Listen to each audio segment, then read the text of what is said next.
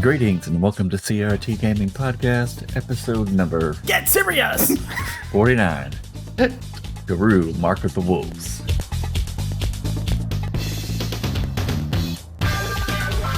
This is Jones, and with me this evening are Gohan and Dazpick.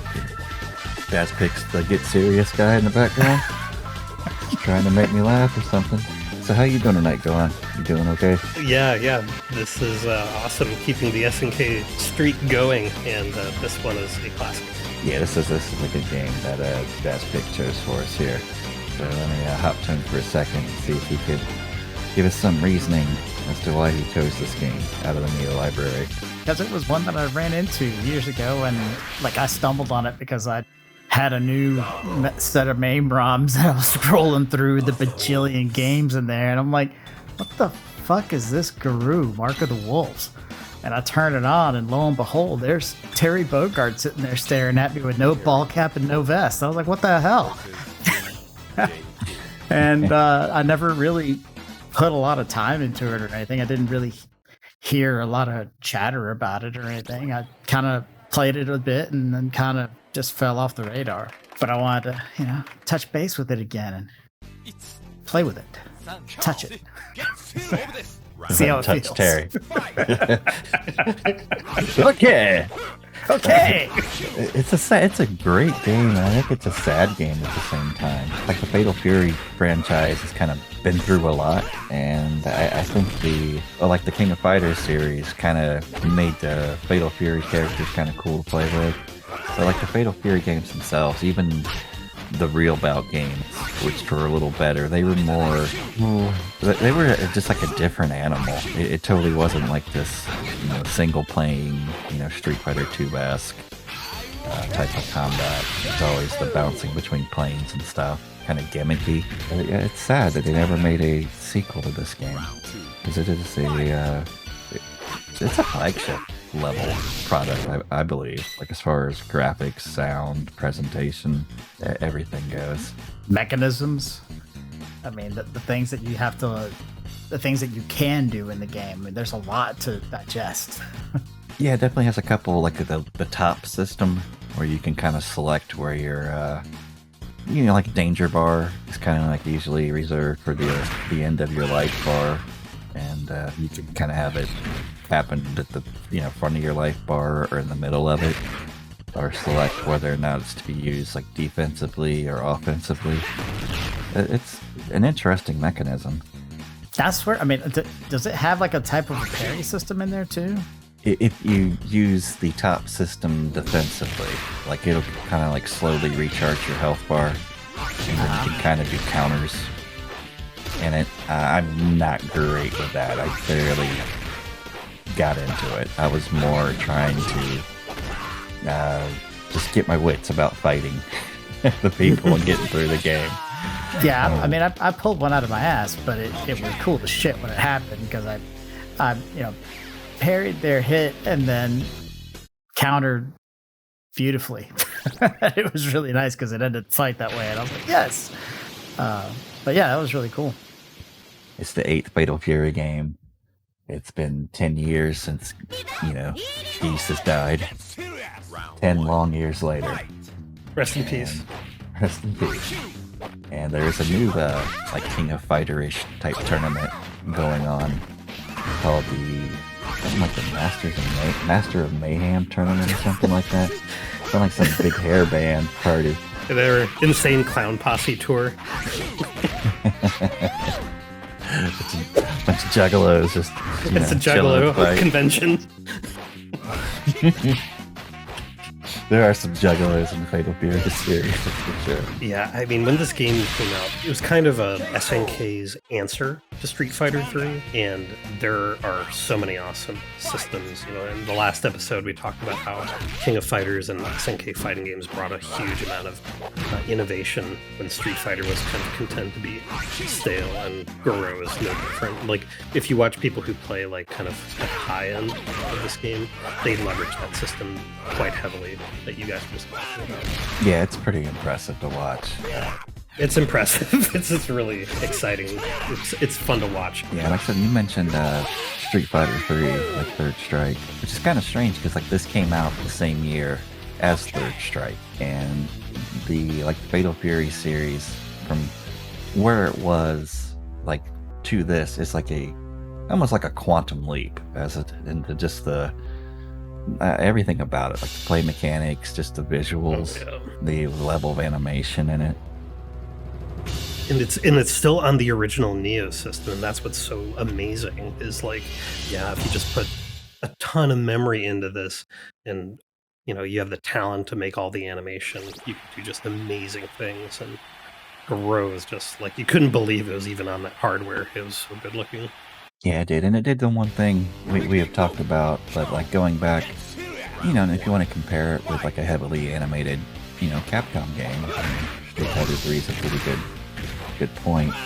But the thing, like if you go back and play the Street Fighter 3 series, it is still the basic Street Fighter formula as far as presentation goes.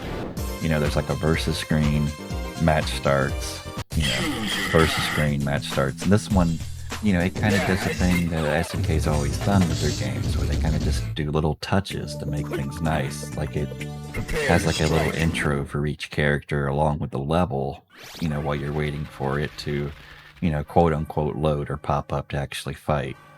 It's just like these nice little introductions that the kind of like earlier King of Fighters games did with the levels, where they kind of do like a little pan shot of the level for the match actually starts. I just think they're cool touches. I think presentation-wise, it outshines the Capcom games. Gameplay, animation, that's a whole different other story. But I think as far as the presentation of it goes, I'm a big fan of it. Absolutely.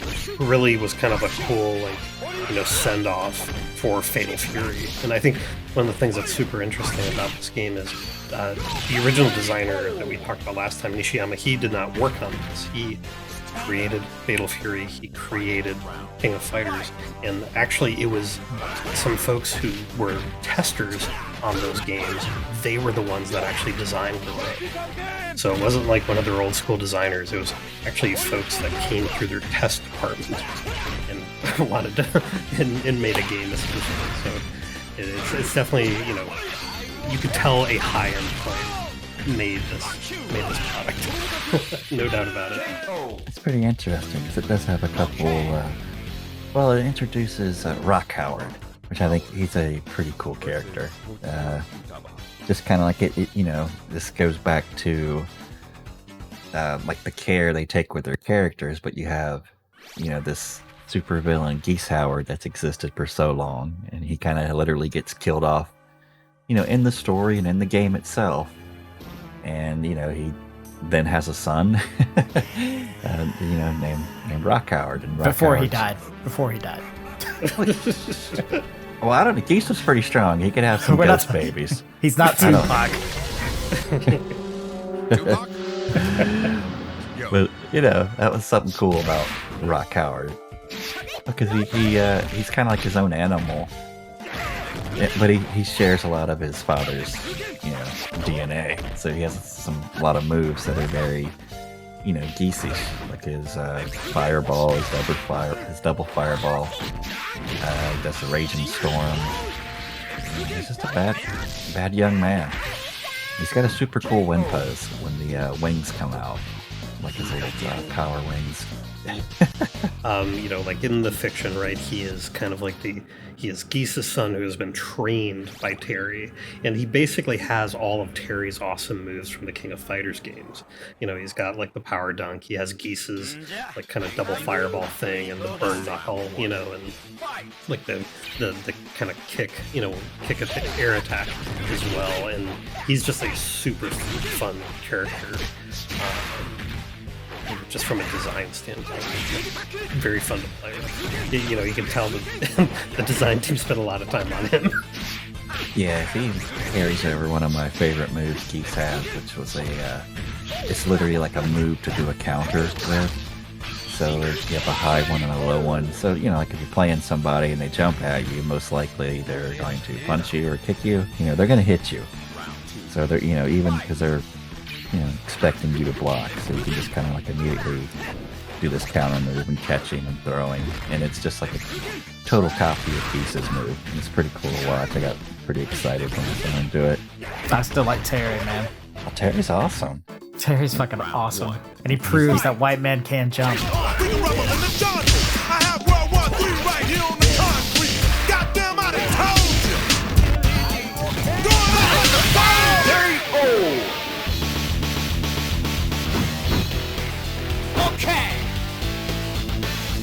He is the inspiration for Leon S. Kennedy.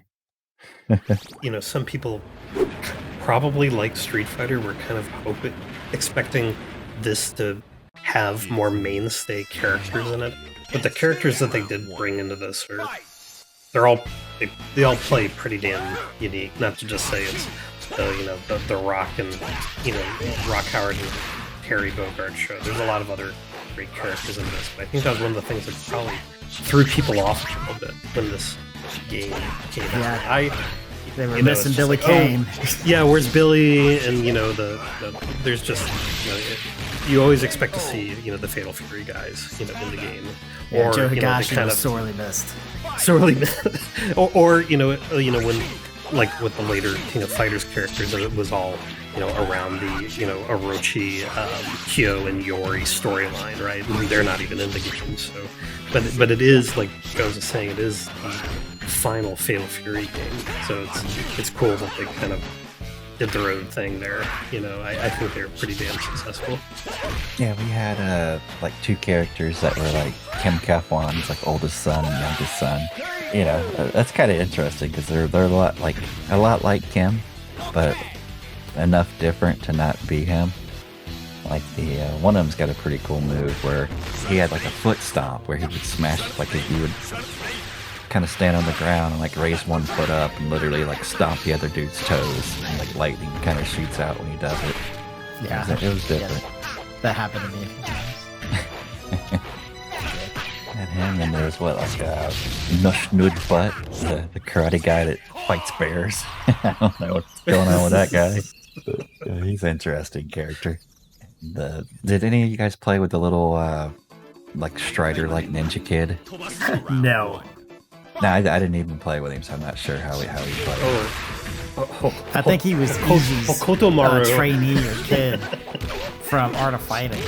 Iji, that little ninja that was in Art of Fighting. Yeah, it was one of his trainees or something.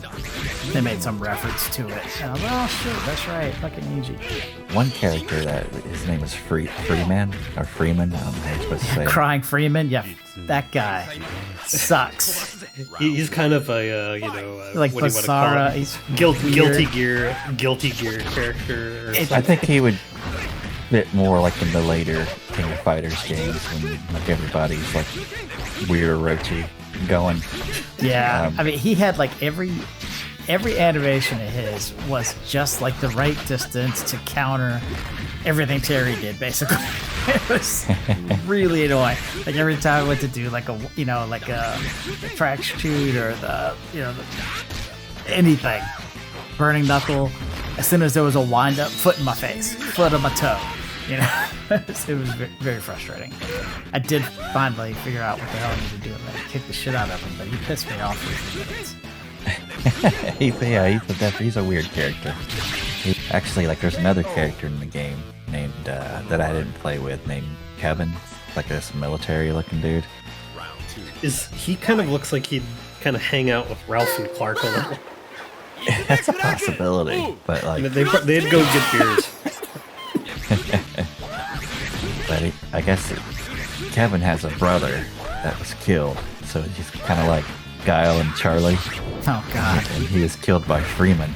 Because Freeman's actually like a serial killer, but he's got like a really cool ending. Like at the end of it, he's doing like this power pose on top of like a I don't know, the like peak of a building, big giant moon behind him, and then like out of nowhere there's like military, they're on the walkie-talkies talking about they got the shot, and he's like, do we take the shot? And they're like, take it. Like dude just snipes him. Literally Nice. gets sniped, falls off the building, goes down into the river. And they go down to get him. He's not there. It's like the movie. Just like the sequel. That we never got. Yeah, I need to know what happened to this man. So it was Kevin that got shot or Freeman that got shot? Freeman. Yeah. Oh, okay, well, he's out there. Know that. I'm scared. I love the Griffin wrestler guy. Like, just the art for the pixel art is just awesome in this game. They're really iconic. We need to talk a little bit about Grant. Grant needs a better name. He needs a better... like, Grant, he should be called, like, Mustephalus or something like that. That's not Grant. Yeah, something. You know, like, that's not... Like, he's not a Grant. That's not Grant's... That's tantamount to calling him Jim. Yeah, his name's Philip. Damn it, you guys fight Philip. That guy was so hardcore. Yeah, it's just Grant, man. He's the martyr of might. The martyr of might. Explain this to me. You can actually like play through and like unlock like Grant, and then there's a character, past Grant you can get to, which we'll get to. But if you unlock him, what's kind of cool is usually like in a fighting games, like when you do like a mirror match. So like if you play like Street Fighter and you went through as Bison, you get to the end and you beat Bison with Bison, you get a Bison ending. This one you actually play as Grant and you get a different type of ending because you're like Shadow Grant has like taken your place and you're like, nah, fuck that, Grant's coming home. So it's kind of interesting. Like I haven't seen many games do that for the same character battle. Can you guys think of any that do that? No, I can't. Yeah, so Grant's just like, you find out Grant is just Kane's bodyguard, and Kane is the true final boss, and his name is Kane R. Heinlein, maybe. It's got a full name. He's a surname. He's a gentleman. You find out basically he's the brother of Geese's wife, and he's the one that's running Southtown now. Man behind the scenes, getting things done, and you gotta take this guy down. He gives bad news. Rock's got answers. He needs to find out about his mama. And Geese's estate. Yeah. Isn't that the whole thing that's in dispute? Is Geese Howard's amazing estate? Grant's really his estate lawyer. In the Rock Howard story, yes, the will of Geese Howard comes into play, which I would like to read. Like 10 pages of Geese Howard's will. It has to be amazing. Who gets his jammy pants? Like all his penthouses. I leave my jammy pants. Exactly. He's a cool character, but he reminds me a lot. Even his level reminds me a lot of Shen from Pistol North Star. Pistol North Star, yeah, because his level has a giant portrait, which is kind of weird. He's got a giant portrait of his sister in the background. It's kind of weird, but That's very weird. Things are a little strange in the Heinlein family. Yeah, it keeps it tight with the family.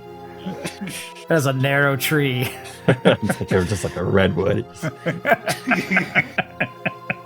Yeah, it was a cool ass game. I hate that was kind of it, but I mean, it definitely was better than any other Fatal Furies that came out. And I'm glad I got to play it again. It was very freaking cool. Yeah, I would say I like it by far. There's not even a close normal Fatal Fury for me that comes close to it. Oh, no, absolutely not. Yeah. It just feels like a completely different animal. It's awesome. It's dead sexy. And Geese Will's got me just thinking, like, just what could be in there? What's Duck King getting? That's what I want to know. Bitches and below. Yeah, what's he getting? What's Yamazaki getting? What's Rugal getting?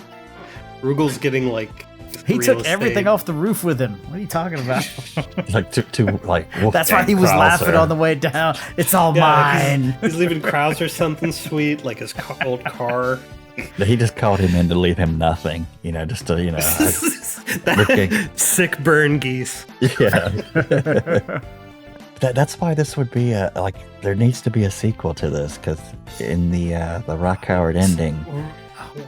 Why hasn't there? Why hasn't there been? They've supported King of Fighters. I really wish they would have. Yeah, it's a Fatal Fury game, but it feels way more like King of Fighters than it does a Fatal Fury game, which is good. I would argue it feels better than King of Fighters. I agree. Yeah, I'd go with that. This game ends with Rock Howard taking over Southtown. It's got the kind of the young Padawan, just turned to the dark side. And, I think Terry's got to take down Rock. See, now we just need the Streets of Rage Final Fight, Fatal Fury, Southtown beat 'em up. Oh. That's what we need now. As long as we're granting wishes here.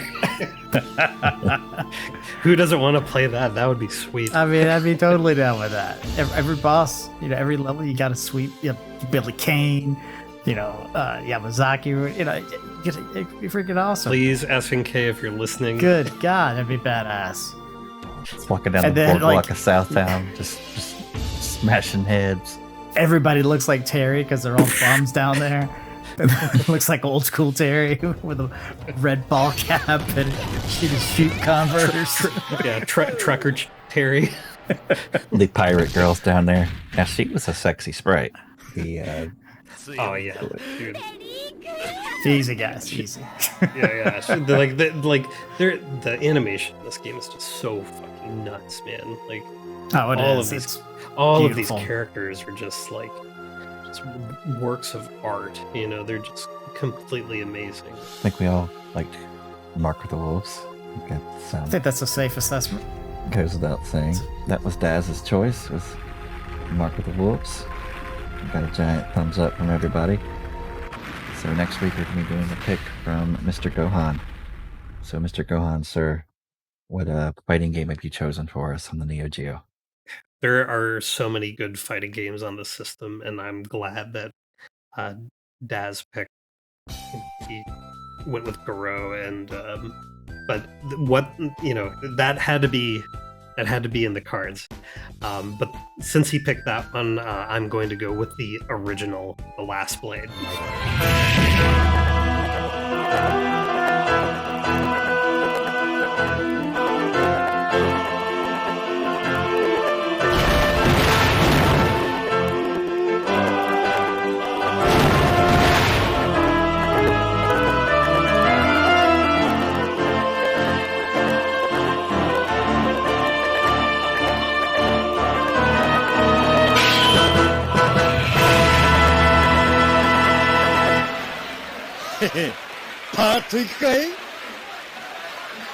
Fine choice, sir. I can honestly say I have not played that yet.